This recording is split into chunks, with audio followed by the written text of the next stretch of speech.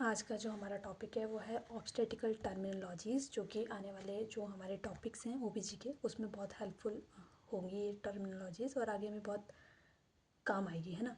तो इनके बारे में हमें पता होना चाहिए। सबसे पहले बात करते हैं जेस्टेशनल एज या मेंस्ट्रुअल एज की। जेस्टेशन एज पहले हम समझ लेते हैं। जेस्टेशन एज होता है हमारा कि जो हमारा एलएमपी होता है, यानी कि जो लास्ट मेंस्ट्रुअल पीरियड से लेकर हमारा जो लास्ट यानी कि जब तक बेबी डिलीवर नहीं हो जाता है तब तक का जो पीरियड आता है वो हमारा जेस्टेशन एज आता है या जेस्टेशनल पीरियड हम जिसको बोलते हैं। यानी कि अगर हम अलग अलग उसमें बोलें तो इसमें देखते हैं फर्स्ट डे फ्रॉम एलएमपी, यानी कि फर्स्ट डे फ्रॉम एलएमपी से अगर हम वीक्स की बात करें तो 40 वीक्स तक, या डेज़ में बोला जाए तो 280 डेज़, या तो हम इस तरीके से जेस्टेशन एज को डिफाइन कर सकते हैं। सेकंड, या बिफोर 37 वीक्स ऑफ जेस्टेशन, यानी कि अगर हमारा एलएमपी से लेकर फर्स्ट डे ऑफ एलएमपी से 37 वीक्स काउंट करेंगे और अगर डेज़ में बोला जाए तो 259 डेज़, तो वो हमारे जेस्टेशन एज में आएगा। सेम अगर 42 वीक्स तक लेकर चलते हैं तो लास्ट मेंस्ट्रुअल पीरियड से लेकर हमारा 42 वीक्स तक अगर हम पीरियड लेकर चलते हैं और डेज़ में 294 डेज़ बोलें तो वो हमारा जेस्टेशनल एज या मेंस्ट्रुअल एज आता है। मेनली क्या होता है, जेस्टेशनल एज जो होता है वो होता है कि हमारा जो फर्स्ट डे जो होता है हमारा लास्ट मेंस्ट्रुअल पीरियड का, वहाँ से लेकर हमारा जब तक बेबी डिलीवर नहीं हो जाता है, ठीक है, तब तक का जो बीच में जो फेज़ आता है, जो पीरियड आता है, उसको जेस्टेशनल एज बोलते हैं। मेनली ये क्यों हम देखते हैं, ये देखने के लिए कि जो हमारी प्रेगनेंसी कितनी लंबी जा रही है, तो उसको आइडेंटिफाई करने के लिए, उसको चेक करने के लिए हम क्या करते हैं, जेस्टेशनल एज को देखा जाता है कि मेनली कितनी लंबी प्रेगनेंसी हो रही है, ठीक है। तो उसके थ्रू हम डाटा कलेक्ट करते हैं तो कि कितनी लंबी है, कि कौन सी डिलीवरी होगी, प्रीटर्म होगी, पोस्टर्म होगी, ठीक है। तो उसको आइडेंटिफाई करने के लिए हमें ये पता होना चाहिए, ठीक। नेक्स्ट बात करते हैं ओवुलेटरी एज या फर्टिलाइजेशन एज। ओवुलेटरी एज या फर्टिलाइजेशन एज क्या है, तो यहाँ पे ओवुलेशन मेनली हमारा 14 डेज़ में होता है, ठीक है। तो हमने क्या करना है, उस 14 डेज़ को अपना जो टोटल डेज़ है उससे माइनस करना है। अगर हम 40 वीक्स ले रहे हैं, या हम 37 वीक्स ले रहे हैं, या हम 42 वीक्स ले रहे हैं, एक नॉर्मल एवरेज मान के चले तो 40 वीक्स है ना, तो 40 वीक्स हमारा 280 डेज़ है। नॉर्मली हम एक जेस्टेशन एज लेकर चल रहे हैं, ठीक है। तो अगर हमने 40 वीक्स यानी कि हम 280 डेज़ को लेते हैं तो उसमें हम 40 डेज़ माइनस करेंगे तो वो हमारा 266 डेज जो निकलेगा वो ओवुलेटरी एज है। ये अकॉर्डिंग टू हमने 40 वीक्स निकाला है। बट अगर हम 37 वीक्स निकालेंगे तो उसके अकॉर्डिंग हम 14 डेज, मतलब मेनली हमारा जो है वो ओवुलेशन एज में हमारा 14 डेज़ माइनस करके जो हमारे डेज़ बचते हैं वो हमारे ओवुलेटरी एज या फर्टिलाइजेशन एज आती है, ठीक है। ग्रेविटा एंड ग्रेविडिटी इट्स इम्पॉर्टेंट, ठीक है। ये इंपॉर्टेंट है किस चीज़ के लिए, तो आगे जैसे कोई भी एएनसी है तो एएनसी की जो हिस्ट्री को आइडेंटिफाई करने के लिए, पता करने के लिए ये हमारे लिए बहुत इंपॉर्टेंट होता है, ताकि ईजिली क्या कर सकें, हम उसकी हिस्ट्री का पता कर सकें इसके थ्रू। तो इसमें हमारा जो ग्रेविटा ग्रेविडिटी है इसमें हमारा करंट एंड प्रीवियस दोनों जो है वो प्रेगनेंसी काउंट होती है, यानी कि number of pregnancy not involve baby, यानी कि बेबी को काउंट नहीं किया जाता, ओनली प्रेगनेंसी को काउंट किया जाता है, जो कि करंट है, यानी कि जो अभी रिसेंटली जो प्रेग्नेंट अगर फीमेल है तो वो काउंट होगी, प्लस जो प्रीवियसली प्रेगनेंसी है उसकी वो काउंट होगी। तो 4 तरीके के हैं, nulligravida, primigravida, multigravida और ग्रैंड मल्टी ग्रेविडा, ठीक है। तो सबसे पहले जो हम बात करते हैं वो nulligravida. Nulligravida no history of pregnancy, यानी कि यहाँ पे कोई हिस्ट्री नहीं है प्रेगनेंसी की, तो वो नल्ली ग्रेविडा में आएगी। प्राइमी ग्रेविडा अगर एक हिस्ट्री यानी कि 1 टाइम हिस्ट्री ऑफ प्रेगनेंसी, यानी कि एक टाइम की अगर हिस्ट्री है तो प्राइमी ग्रेविडा। और मल्टी ग्रेविडा अगर 2 to 3 times history of pregnancy, यानी कि 2 या 3 जो है वो हिस्ट्री है प्रेगनेंसी की, तो वो मल्टी ग्रेविडा में। और ग्रैंड मल्टी ग्रेविडा में 4 या 4 से ज़्यादा बार अगर हिस्ट्री है प्रेगनेंसी की तो वो ग्रैंड मल्टी ग्रेविडा में आती है। तो ये हमें क्या है, इसके थ्रू हमारी जो फीमेल है, एएनसी है, उसकी हिस्ट्री के बारे में पता चलता है कि कितनी प्रेगनेंसी पहले हुई है, अब कौन सी है, तो उसके बारे में हमें पता चल जाता है इसके थ्रू। नेक्स्ट बात करते हैं पैरिटी पैरा।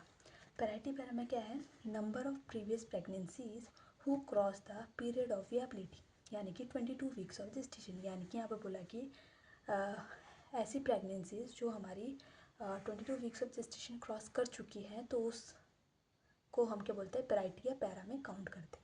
ये भी सेम टाइप के nullipara, primipara, multipara, grand para.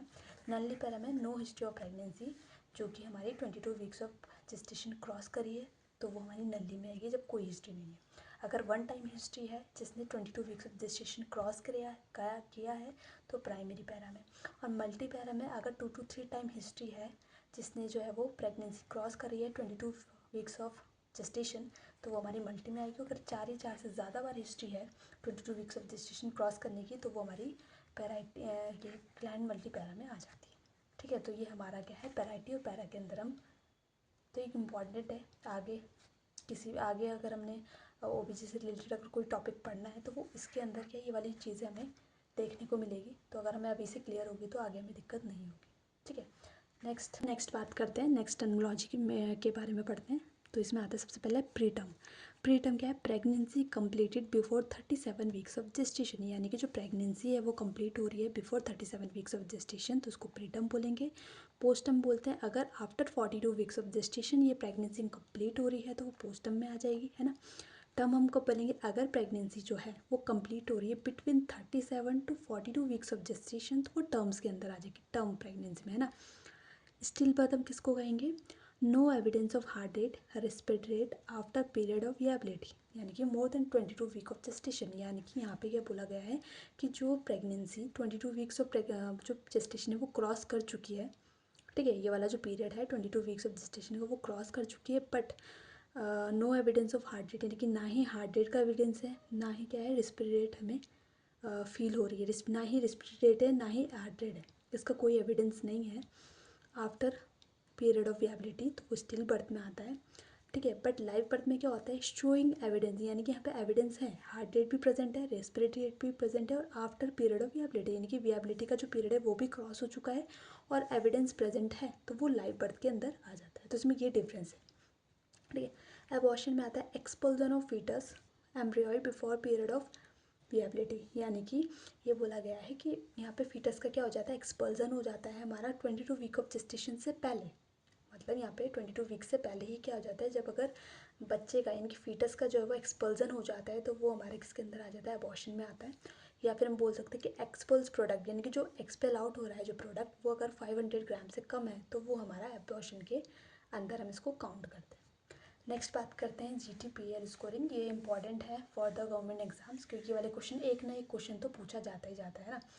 GTPL scoring में सबसे पहले फुल फॉर्म ही पढ़ लेते हैं। G फॉर ग्रेविडा, जिसके बारे में अभी हमने पढ़ लिया, T for term, P for preterm, A for abortion, L for number of living of children. ठीक है, कभी कभी क्या होता है कि इसमें क्या होता है, इस तरीके से दिया जाता है, इसमें टर्म नहीं, मतलब टर्म वर्ड हटा दिया जाता है, मतलब इस तरीके से पूछा, GPAL करके स्कोरिंग आता है। G से ग्रेविडा, P से parity, A for abortion, L for number of living children. तो क्या होता है कि जो टर्म और प्रीटर्म है इसको कभी कभी क्या है पैराइटी में क्या होता है काउंट किया जाता है, तो दोनों को एक ही बारी में काउंट करते हैं। तो इसका जो फुल वीडियो है मैं अच्छे से एक्सप्लेन करूँगी, छोटी स्मॉल वीडियो बनाऊँगी इसके लिए, GTPL स्कोरिंग के लिए। उसमें अच्छे से क्या करूँगी, इसके जो क्वेश्चन है उसकी हम प्रैक्टिस करेंगे ताकि आप लोग को ईजिली समझ आ जाए, है ना। नेक्स्ट बात करते हैं estimated date of delivery. Estimated date of delivery में मेनली ये वाला होता है कि कोई भी प्रेगनेंसी की जो एस्टिमेट, हम यहाँ पे एक डेट फिक्स करते हैं। ठीक है, उसके LMP से काउंट करके उसकी एक डेट फिक्स की जाती है डिलीवरी की, कि कब, मतलब नॉट कन्फर्मेटरी तो नहीं होता है, बट हम एक एस्टिमेट निकाल देते हैं कि भाई इस टाइम पे डिलीवरी हो सकती है करके। तो इसके लिए एक फार्मूला, जो मेनली इंपॉर्टेंट फार्मूला यूज़ करते हैं वो नेगल्स फार्मूला होता है, जिसमें हम क्या फार्मूला क्या है, तो फर्स्ट डे ऑफ LMP, यानी कि जो LMP का फर्स्ट डे उसको लेते हैं, उसकी डे को लेते हैं, प्लस उसमें 9 मंथ करते हैं, प्लस 7 डेज करते हैं। तो इसको करके जो हमारा फार्मूला, मतलब जो हमारा इसका डेट निकलता है, ठीक है, वो हमारे क्या एस्टिमेटेड डेट ऑफ डिलीवरी है। 95% केसेस ऐसे होते हैं कि या तो एक हफ्ते पहले डिलीवरी हो जाए या एक हफ्ते बाद हो जाए। तो मतलब ये फार्मूला एक नॉट एग्जैक्ट हमें बताता है कि डिलीवरी कब है, किस डेट पे होनी है, बट एक अंदाज़ा लगा देता है कि इस डे पे हो सकता है कि डिलीवरी इसके आसपास हो जाए, है ना। बाकी इसकी जो क्वेश्चन की प्रैक्टिस है, एक बार मैं एस्टिमेटेड डेट ऑफ जो ये ADD है ये निकालना मैं सिखाऊंगी नेक्स्ट वीडियो में, अच्छे से इसको एक्सप्लेन करूँगी। इसके लिए एक शॉर्ट वीडियो मैं बनाऊँगी, तो आप लोग उसको एक बार देख लेना। ठीक है, नेक्स्ट बात करते हैं क्विकनिंग। क्विकनिंग क्या है, जब एक प्रेग्नेंट फीमेल को फर्स्ट टाइम जो है बेबी मूवमेंट फील होता है इनसाइड द यूट्रस, तो उसको क्विकनिंग कहा जाता है। ठीक है, प्राइमरी ग्रेविडा में, यानी कि जो फर्स्ट टाइम प्रेग्नेंट हुई है फीमेल, उसको 18 वीक्स ऑफ जेस्टेशन में फील होता है। और जो मल्टी पैरा, ठीक है, मल्टी पैरा वाली जो फीमेल होती है उसको 16 वीक ऑफ जेस्टेशन में क्विकनिंग फील होती है। अगर आपको मेरी वीडियो पसंद आए तो please like, share and comment and subscribe my channel. अगर आपको इसके अलावा भी कोई अलग टॉपिक में वीडियो चाहिए तो प्लीज़ कमेंट करना, ताकि मैं आपके लिए वो वीडियो ला सकूँ। Thank you.